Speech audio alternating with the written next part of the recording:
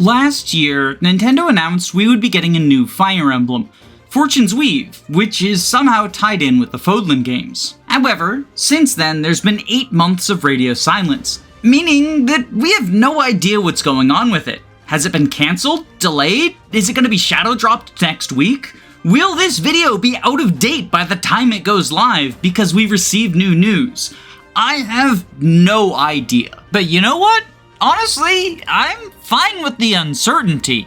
After all, if I want to dive back into Fodlan, there's already a phenomenal Three Houses sequel that I can do that with. Life of Saros. Because this beautiful GBA ROM hack is the Three Houses prequel we've all been begging for. And it's actually playable outside of a $500 console. In case you're new here, this is Romhack Reviews, a series where I go over various Fire Emblem fan games and ROM hacks in an effort to make a curated list for y'all to play while we're waiting for the next mainline entry. If that's the sort of thing you're looking for, then go ahead and hit the like, comment, YouTube plug, hype, whatever the fuck we're supposed to say. Okay, with the shilling over, let's get to this beautiful game. And I'm going to start at the story, because I think that is the main appeal of anything Three Houses related. This story is meant to serve as Rhea's origin, and as such, it covers things like the fall of Nabatea, the beginnings of the Church of Saros, the war with Nemesis, and the establishment of the Adrestian Empire. And this last one is particularly important because, in addition to Rhea herself, we have a second lord, Wilhelm Hresvelg, Edelgard's ancestor from 1,000 years in the past. But she's not the only Three Houses student whose ancestor will be showing up in the playable roster. Whether it's the purple-haired early archer, the extremely noble Red Cavalier, or the mage whose name literally ends in heart, the references to Three Houses students are plentiful, and it's always joyful when you get a new unit puzzling out, oh, that's whose ancestor that is. But the references don't just stop at ancestors, as with the Nabateans' long lifespan, several of them are still alive and join Rhea's army at various points. In fact, towards the very beginning, you get Seteth as your Jaken and Flayn as a trainee healer, which is a very interesting concept. But the story doesn't just lean on Three Houses references.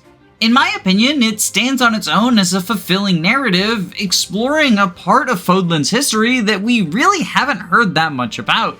Initially, the tale is focusing on Rhea's grief, as she just survived the genocide of her people. And she goes through the various stages of grief, starting with denial and ending with anger. But when she's finally able to accept the loss, she goes into full-blown scheming mode, trying to find a way to manipulate humans into accomplishing her goals, specifically getting revenge on Nemesis. And the hack's author, Augenis, doesn't hold back on the scheming. Rhea is very much manipulating her so-called allies into fulfilling her will while thinking they're fighting for themselves. In fact, I would go so far as to say you could argue that this is a villain narrative.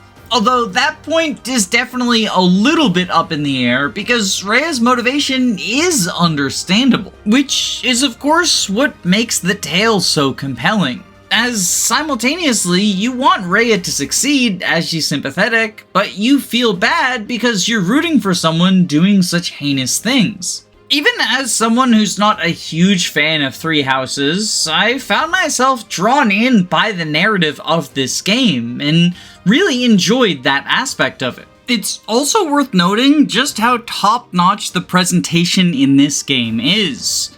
Between the portraits of Three Houses characters and ancestors, the various menu screens being reflavored to be in line with Three Houses, and even the chapter names being changed to verses to reflect the religious overtones that comes with the establishment of the Church of Saros, everything feels like it's from an official Fire Emblem game. And that's further helped by the fact that the soundtrack is just Three Houses songs reformatted for the GBA sound font. My point is, everything feels very professional. There was clearly a lot of thought put into the presentation, and it really pays off. As for the gameplay, it's a bit more of a mixed bag. Don't get me wrong, the game is still absolutely fun. You've got the fundamental GBA engine, which is always a blast regardless of the campaign.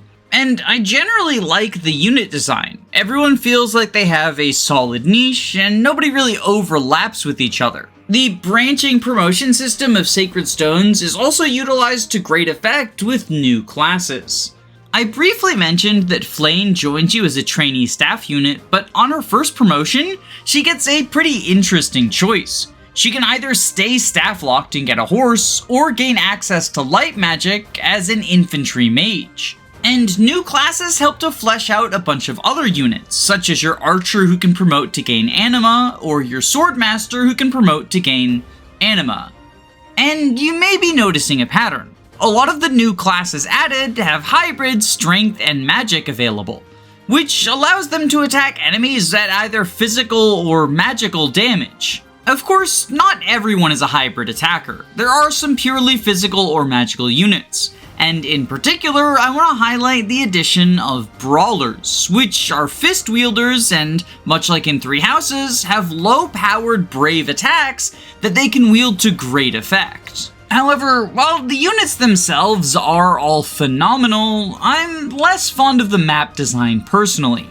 They're definitely not awful by any means, but a lot of them feature heavy amounts of terrain, which can really make accuracy a big problem. I've frequently found myself staring down hit rates in the 60s, 70s, and 80s, with 100% accurate attacks being a rarity and a blessing when they happened. And this, combined with the relentless assault from tough enemies, led to some pretty frustrating situations, where it felt like I absolutely needed to land every single attack, but I just didn't have the accuracy to do so. So sometimes I would end up getting punished and losing units through just misses. And there aren't too many ways to fix these accuracy issues. I was using iron weapons and utilizing the game's supports. There is a very minor skill system reflavored as crests, but none of them really help with the accuracy problems, instead fulfilling other roles. And it's a shame that the accuracy had such a frustrating effect on me, because many of the maps feature really cool designs. One in particular that stands out is a map where Rhea becomes a divine beast and gives way to Dragon Madness.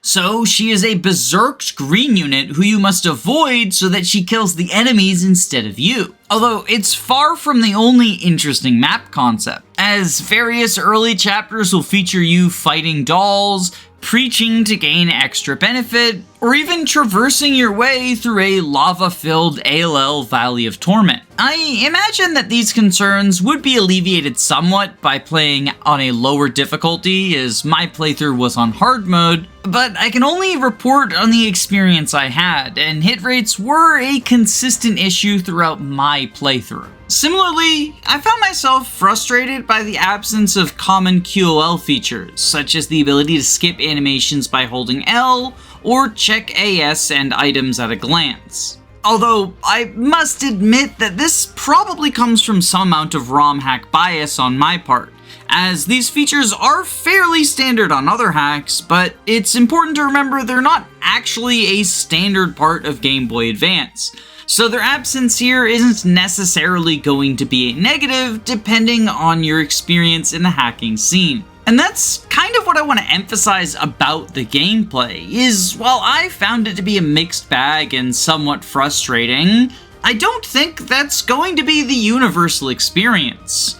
At the end of the day, this is still GBA Fire Emblem after all, so there's a lot to love in Life of Seiros. And let's be honest, what mainline Fire Emblem game isn't a little rough around the edges? But that's all I got for you today. If you're interested in Life of Seiros, there is a link in the description to check it out.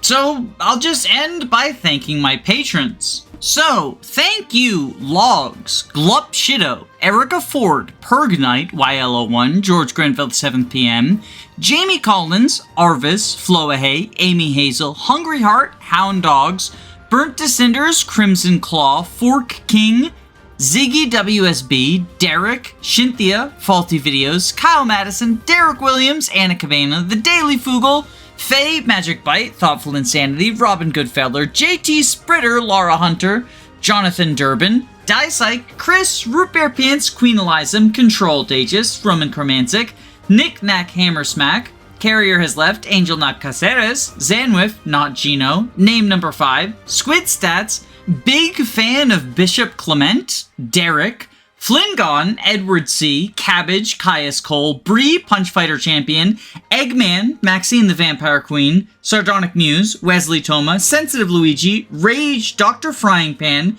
Toon, Turzy P., Femtal Illness, Wannabe Cinnabon, Punk Tattoo Guy, Key the Iron Idol, Jackson McMahon, Saren Girlixy, Rezi, Dino Anna, Alex Erie, Andu, Rhea, Gameboo, Carosa, Fyrant, Your Doctor, Frozen Helm, KH, Girl Boss, Lizard Pongwater, Christopher Bueno, Marin McLean, Jaden, Dylan Solis, Some Trades, Alice, Smaz Ruby, Robin D, Alenby, They Thom, Clan, Pillow Willow, Gabe the Green, and especially my Jagans, Hime Rowan, Dragonback Lancer, Siggy, Autumn, and Maritas Bacon. If you want to support the channel for as little as $3 a month, there is a link to my Patreon below where you can get access to benefits such as early videos and other cool stuff. But please only donate if you can comfortably afford to do so. I don't want anyone going broke over Fire Emblem.